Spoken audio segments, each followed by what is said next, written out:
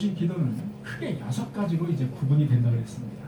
3가지는 하나님 관련된 우리의 간구 3가지. 그다음에 다음 3가지는 우리 인간 관련된 간구 3가지. 그리고 이제 소명, 하나님께 영광을 돌리는 소명으로 구성이 되어 있습니다. 대개 나라와 권능과 영광이 아버지께 있사옵니다. 아멘. 오늘은 이제 소명 부분인데요. 이 소명은 하나님의 영광을 노래한다, 하나님의 영광을 찬양한다. 이게 소명이죠.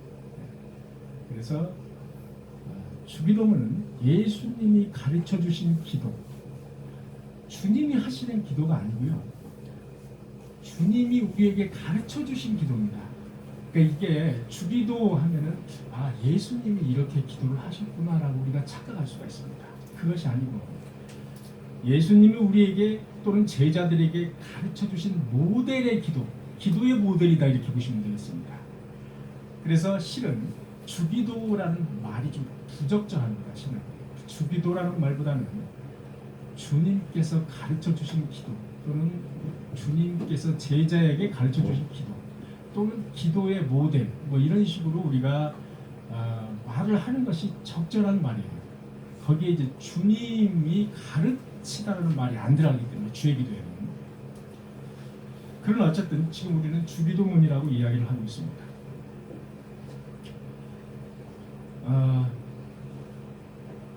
여러분 마태복음 6장 13절 마태복음 6장 13절을 보시면 이 부분이 나옵니다. 이 부분이 나오는데 여러분 이 부분이 이렇게 괄호가 쳐져 있습니다. 괄호가.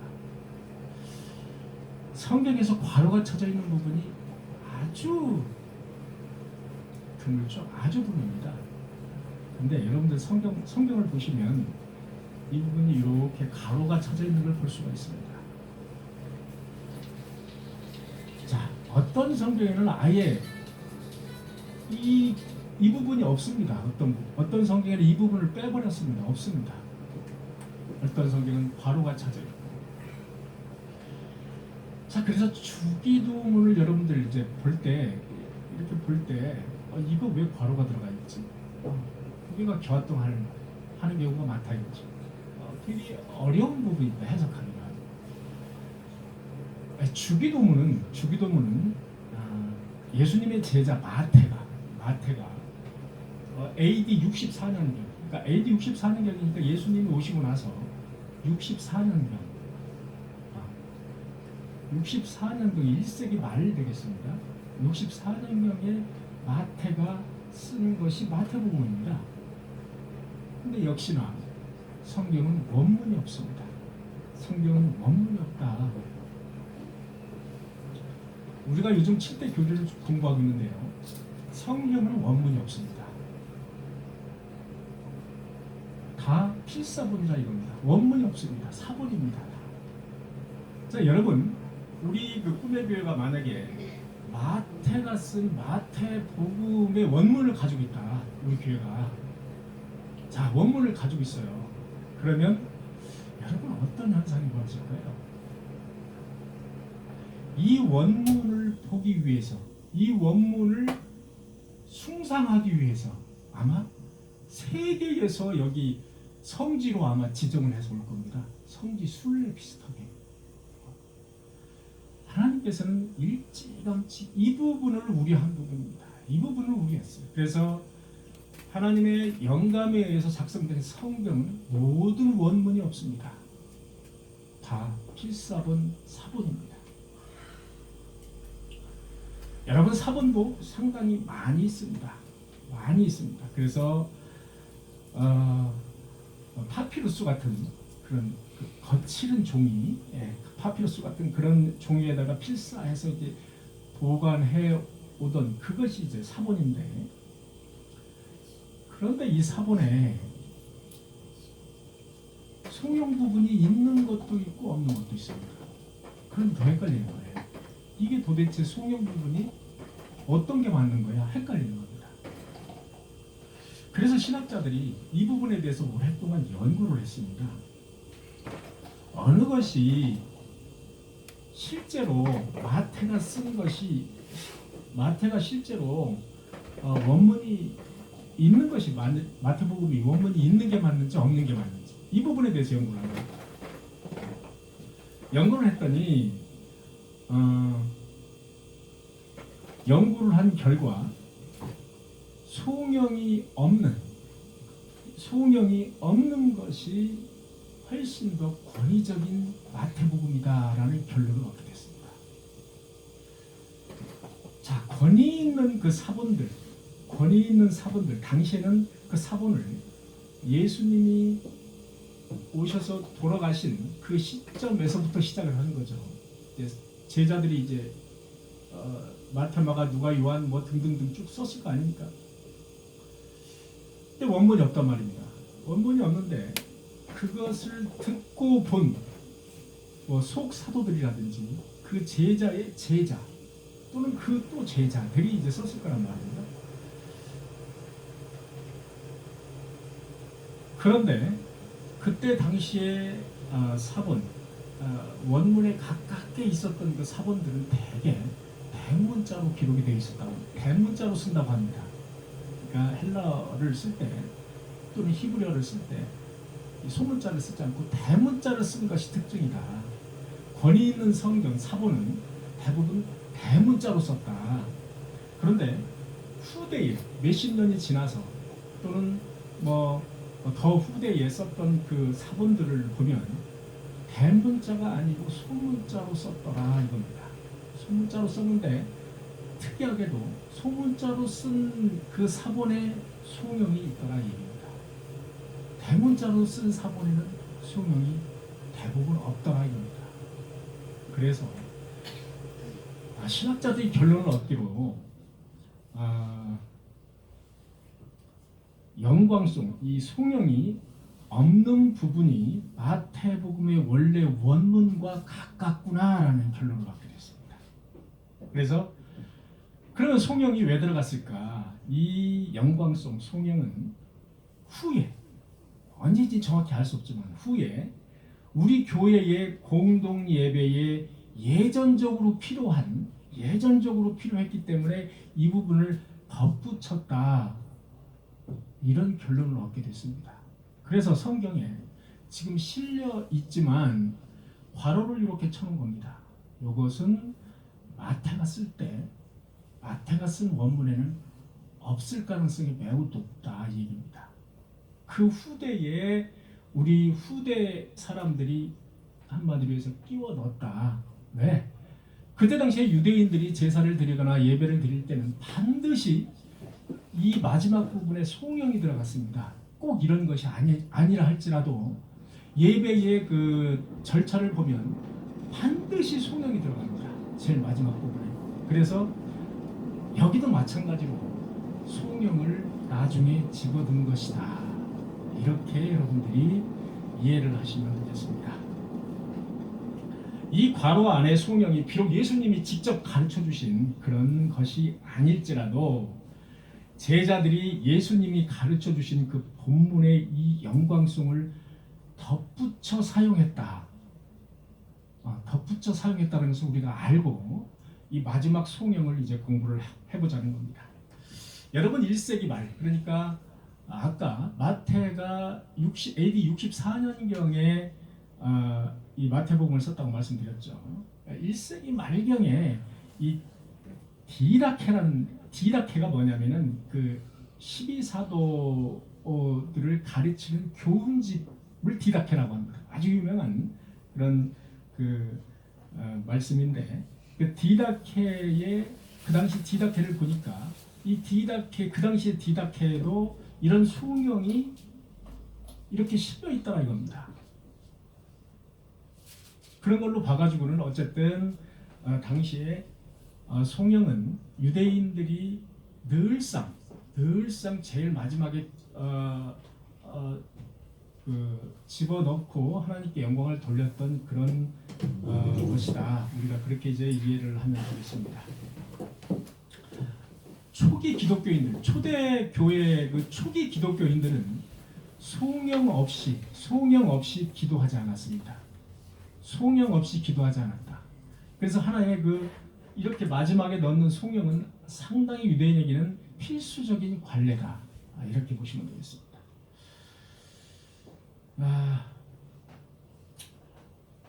자, 그래서 이제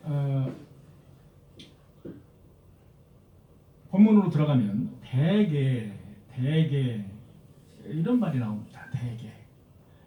여러분 지금은 이제 성경 마태복음 6장 13절 보면 대개라는 말이 빠져 있습니다. 대개라는 말이 없습니다. 지금은. 저도 이제 신학 공부를 하지 않을 때 대개 주의 나라와 주의 권세와 이렇게 주기도문을 이제 마지막 부분 할 때 대개 주의 나라와 이게 도대체 감이 오질 않는 겁니다. 대개라는 말이. 저는 그래서 이렇게 이해를 했어요.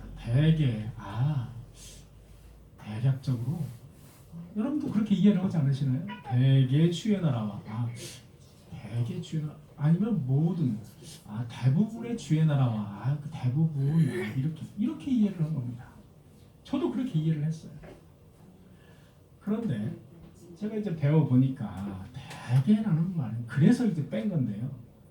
딱 오해하기 쉽다 이겁니다. 그런 식으로 오해하기 쉬워서 대개라는 단어 마태복음에는 이제 대개라는 단어가 없다고 말씀을 드렸어요. 그래서 그러면 대개라는 단어의 원어는 뭐냐? 히브리어 원어는 뭐냐? 헬라어의 원어는 호띠라는 단어입니다. 호띠는 그 이유를 설명하는 그 문장을 이끄는 접속사, 쉽게 얘기해서 영어로 because 그 다음에 because보다 약간 약하게 for라는 그런 접속사를 쓰죠. because나 for. 그래서 이것은 뭐뭐이기 때문이다라는 정도. 이것은 뭐뭐이기 때문에. 그래서 이는 요 정도 뭐뭐이기 때문이다라는 그 정도의 말을 대개라는 말로 우리나라 말로 붙였으니 우리나라 사람들이 잘 모르는 거예요. 이거 모르는 겁니다. 이게 무슨 뜻인지 모르는 겁니다. 그래서 원문이나 영어를 찾아보면 이제 영어로는 for로 되어 있습니다. for. 헬라어는 호띠라는 접속사로 되어 있습니다. 이 대개가. 그래서 이제 이거를 뺀 겁니다. 대개라는 말을 이제 뺐어요. 그래서 이렇게 이제 해석을 할 수 있습니다. 대개 주의 나라와 주의 권세와 쭉 아버지께 있사옵니다. 이 부분을 어떻게 우리가 해석을 할 수 있냐면은 이는 주의 나라, 주의 권세, 주의 영광이 모두 당신의 것이기 때문입니다. 또는 당신의 것입니다. 라고 우리가 해석을 할 수가 있는 겁니다. 대개라는 말을 빼도 돼요. 오해를 불러일으킨다 이겁니다. 오히려. 그래서 이러이러이러한 것이 하나님 당신의 것이기 때문입니다. 당신의 것입니다라고 고백을 하는 그런 것입니다. 호띠라는 그 접속사가 들어가서 그래서 이 성경은 나라와 권세와 영광이 아버지께 영원히 있다라는 그 선언문이나 다름이 없다. 승리의 찬송이다. 아버지께 영원히 있습니다라는 선언이고 그리고 승리의 찬송이 제일 마지막에 이렇게 송영으로 넣었다 이 얘기입니다. 아버지의 나라가 오게 하시며 라는 간구가 이제는 그 나라가 아버지의 것입니다 라고 승화를 시켜서 마지막에 끝내고 있습니다. 아버지의 나라가 오게 하시며 라는 우리 주기도문 처음에 있죠. 그런데 이제는 맨 마지막에는 그 나라가 아버지의 것입니다 라고 고백을 하는 그런 영광송으로 끝내는 것입니다. 승화돼서 끝낸다는 것입니다. 이스라엘을 애굽에서 구출해내시고 죽은 자 가운데서 그리스도를 부활시키시고 만물을 그리스도의 이름 앞에 무릎 꿇게 함으로써 인간 속에 주의 통치권을 확립시키는 그런 영적인 능력, 영적인 권세, 영적인 권능, 그것이 바로 아버지의 것입니다 라고 고백을 하는 그런 영광송이라 이겁니다. 또한 모든 명예와 거룩함과 영광이 역시 아버지에게 귀속됩니다 라는 고백이기도 합니다.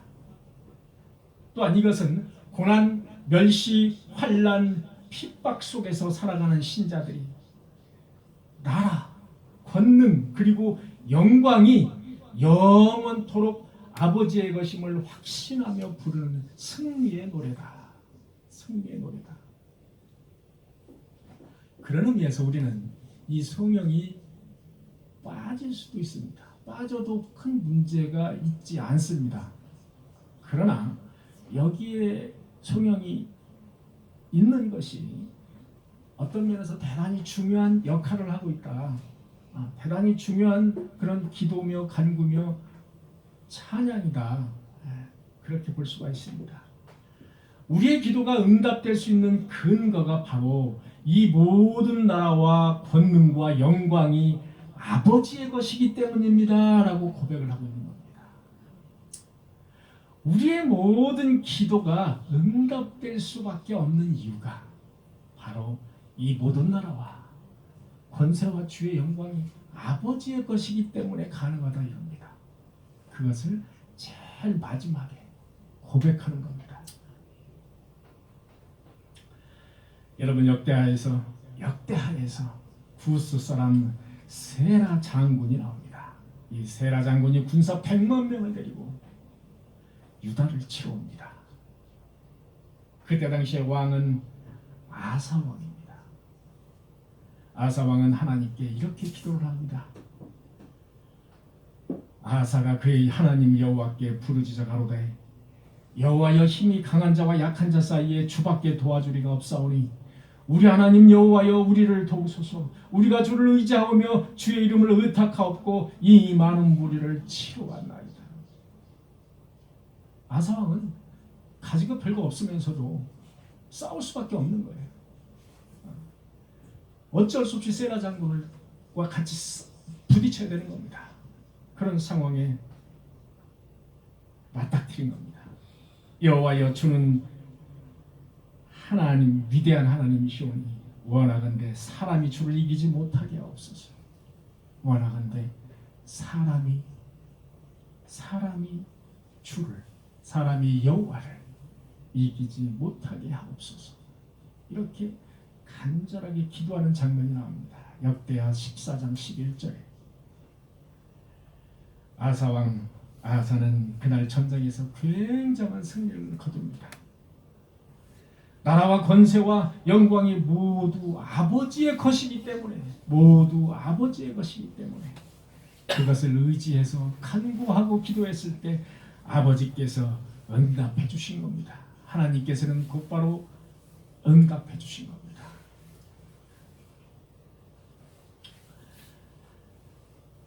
여러분, 부스러기 은혜를 구했던 귀신 들린 이방인 기억하시죠? 내가 개가 돼도 좋습니다. 주인이 먹다만 그 음식 찌꺼기 하나님 다 주시고서 남은 그 부스러기 은혜를 저에게 주시면 안 되겠습니까? 부스러기 은혜를 구했던 이방인이에요.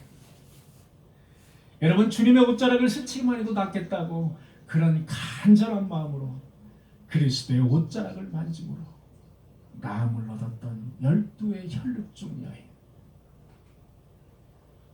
이런 사람들처럼 주님의 나라와 권능과 영광과 자비를 실제로 의지하면서 간구했을 때 그들은 곧바로 나음을 얻게 된 것입니다.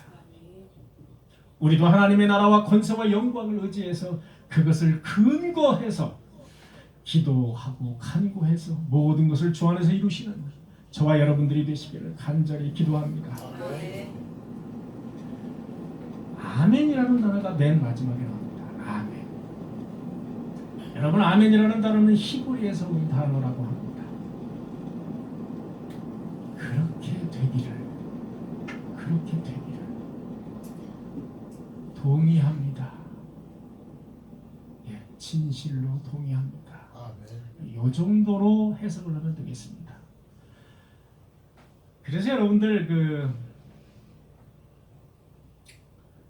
교회에 가서 예배를 드릴 때 앉아 있어 보면 입에서 아멘 소리를 하시는 분이 있고 전혀 안 하시는 분들이 있습니다. 그리고 아멘 소리를 너무 남발하는 분도 있습니다. 목사님이 무슨 말만 꺼냈다면 아멘, 꺼냈다면 아멘. 오히려 그 말씀에 상당히 지장을 초래하는 그런 분도 있어요. 근데 어떤 분들은 아예 침묵을 합니다. 이 부분에서는 아멘을 성도님들이 해줘야 맞다라고 그렇게 말씀을 준비를 해가지고 오는데 고요합니다. 거기에 이제 목탁만 두드리면 아주 시큰 분위기가 형성이 될 수 있는 아주 조용합니다. 여러분 그 교회에서 예배를 드려보면 그 반응은 대부분 아멘에서 나옵니다. 그 반응은 아멘에서. 우리가 아멘을 막 이렇게 남발을 할 필요는 없어요. 그 말씀을 듣고 내가 그 말씀에 진실로 동의합니다라고 했을 때 그것을 아멘으로 표현하는 건데 진정으로 아멘을 할 수 있어야 됩니다. 진정으로 아멘을 할 수 있어야 나의 것이 된다 이겁니다. 그것이. 속으로 아멘을 하지 말고 겉으로 표현을 하는 게 더 좋다라는 겁니다. 그렇게 되기를 진심으로 축원합니다. 아멘. 그렇게 하시기를 진심으로 바랍니다. 아멘. 여러분 앞서 기도한 간구, 그러니까 대표 기도를 한다든지 누가 기도를 할 때 앞에 간구한 모든 것들이 이미 다 실현되었으면서 또한 우리에게 틀림없이 그렇게 주어질 것이라고 믿습니다. 그렇게 우리에게도 주어질 것이라고 믿습니다라는 그 표현을 우리는 아멘으로 그런 소망을 강화시키는 그것을 아멘으로 우리는 화답을 하고 있습니다. 그래서 여러분들 앞에서 이제 집사님이나 권사님이나 장로님이 대표 기도를 하시거나 또는 기도를 하실 때 그 말씀을 내 걸로 끄집어 당기고 싶으시면 아멘이 필요한 겁니다. 그 말씀을 나에게 끄집어 당기고 싶으시면 반드시 아멘이 필요하다. 그래서 아멘으로 화답을 해주시기를 바랍니다. 그래서 아멘은 우리가 생각하는 것보다 실상 상당히 중요한 단어다. 중요한 단어다. 여러분 바울도 이렇게 말씀을 하십니다. 고린도후서 1장 20절에 하나님의 약속은 얼마든지 그리스도 안에서 본보기 예가 되니 그런즉 그로 말미암아 우리가 아멘하여 하나님께 영광을 돌리게 되느니라. 사도 바울도 이렇게 아멘을 강조하고 있습니다. 주님이 가르쳐 주시는 기도는 얼마든지 그 본보기, 신뢰, 예가 되며 그 모든 간구가 그대로 이루어질 줄 확신하며 큰 소리로 아멘하여서 하나님께 영광을 돌리시는 저와 여러분들이 되시기를 간절히 축원합니다. 여러분 청교도 지도자이자 작가이자 시인이자 아주 유명한 리처드 백스터라는 사람이 있습니다. 그는 우리나라는 이런 모습을 볼 수 없는데 외국에는 일찍이 이런 모습이 발달을 한 것 같아요. 임종할 때 지인들을 불러들이는 거. 여러분 임종할 때 지인들을 아주 친한 지인들을 불러들여서 임종을 한다는 게 쉽습니까? 아직 우리나라 정서에는 맞지 않아요. 우리나라 정서에는 오히려 임종할 때 안 보여주려고 합니다. 안 보여줘. 요즘은 여성분들이 임종을 할 때 화장을 잘해달라고 특별히 돈을 얹어준다고 합니다. 여성분들. 왜? 자녀들이 다 보지 않습니까? 다 보니까 조금이라도 마지막 때까지라도 아름다운 모습을 보여주고 싶은 그 인간의 욕망, 그것이 장례식장에까지, 장례식장에까지. 근데 외국에는 이렇게 임종을 할 때 아주 친한 친구들이나 친인척들을 불러서 마지막에 이제 이렇게 작별 인사를 하고 그렇게 임종을, 저도 그렇게 하는 거는 못 봤습니다만 그렇게 리처드 백스터라는 이 청교도 지도자, 그 다음에 작사자이기도 하고 유명한 시인이기도 했다고 합니다. 그 사람이 백스터라는 사람이 임종시에 이제 조문객들을 이제 불렀어요. 그러니까 조문객들이 그게 가서 얼굴을 만지면서 이제 뭐 임종이 얼마 안 남았으니까 얼마나 이제 좋은 말을 많이 했겠습니까? 찬양하고 격려하고 위로하고 그를 매우 높여주고 칭찬하고 얼마나 했겠어요. 그런데 그의 모습이 영 편치가 않았다고 해요. 그러면서 그가 하는 말이, 여러분, 나는 하나님의 손에 잡힌 펜대에 불과했습니다. 여러분, 나는 하나님의 손에 잡힌 펜대에 불과했습니다. 그러면서 옆에 있는 사람에게 이렇게 속삭였다고 합니다. 펜이 어떻게 찬양을 받아? 펜이 무슨 찬양을 받을 수가 있어? 이 한마디를 남겼다고 합니다. 그는 영광에 대한 성숙한 그리스도인의 자세를 보여준 것입니다. 성숙한 신자, 모든 영광을 하나님께 돌리는, 하나님께 돌릴 줄 아는 그자가 바로 성숙한 신자라는 겁니다.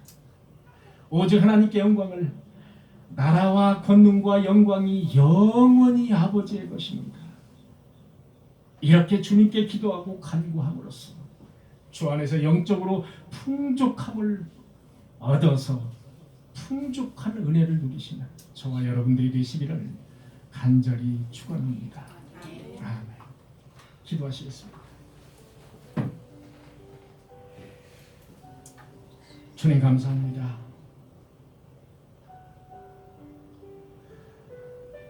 우리가 인생을 살면서 어려운 일이 닥칠 때가 너무나도 많이 있습니다. 그때마다 하나님의 절대 주권과 하나님의 절대 섭리하심을 우리가 믿으며 그분에게 간구하고 그분께 나아갈 수 있는 우리 성도들이 되게 하여 주시옵소서.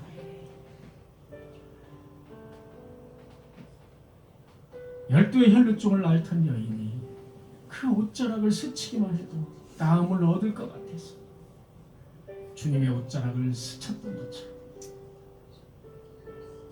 우리도 그 여인의 그 갈급했던 그 믿음을 갖게 하시고 우리 삶 속에서 어려운 일, 곤경에 처한 일이 있더라도 담대히 이길 수 있는 우리의 성도들이 되게 하여 주시옵소서.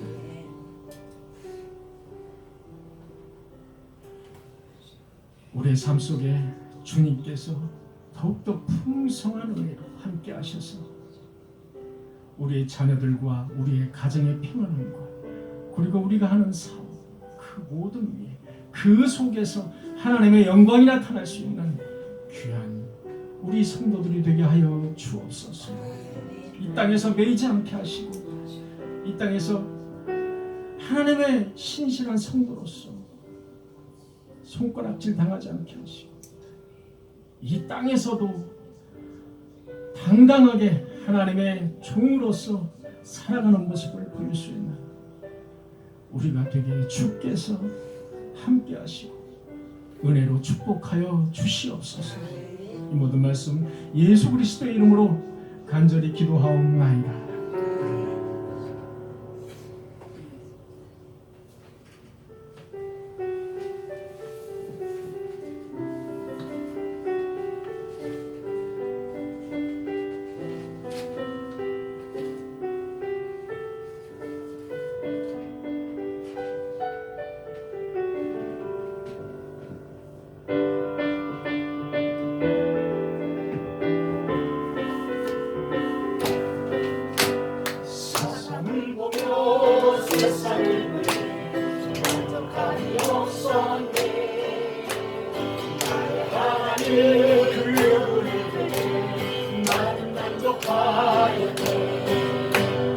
적게 된 나를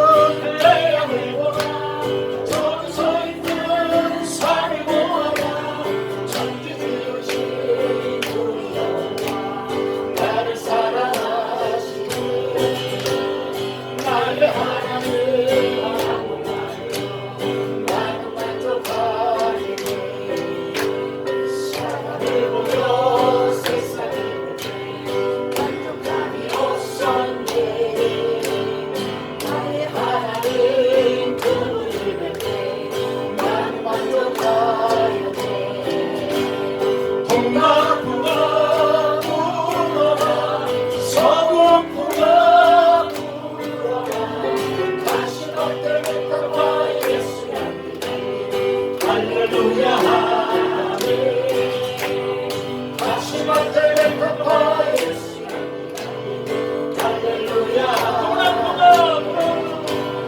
동락 불어 불어라 서복 불어 불어라 다시 만들면 갚아 예수 할렐루야 하네 다시 만들면 갚아 예수 할렐루야 할렐루야 할렐루야 할렐루야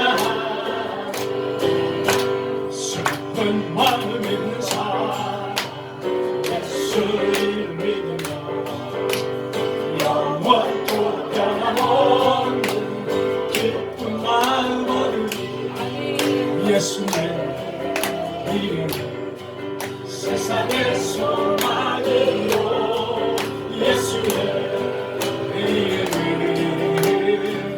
천국의 기쁨일세 거룩하신 주의 이름 너의 방패 삼아 날날 시험 당할 때 주께 기도드려 아멘 예수의 세상의 소망이요 예수의 이름을 천국의 기쁨일세 존귀하신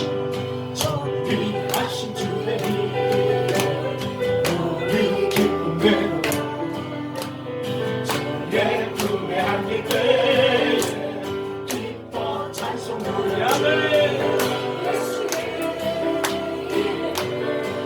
세상의 소망이요 예수의 이름 천국의 기쁨 예수의 이름은 예수의 이름 세상의 소망이요 예수의 이름은 천국의 기쁨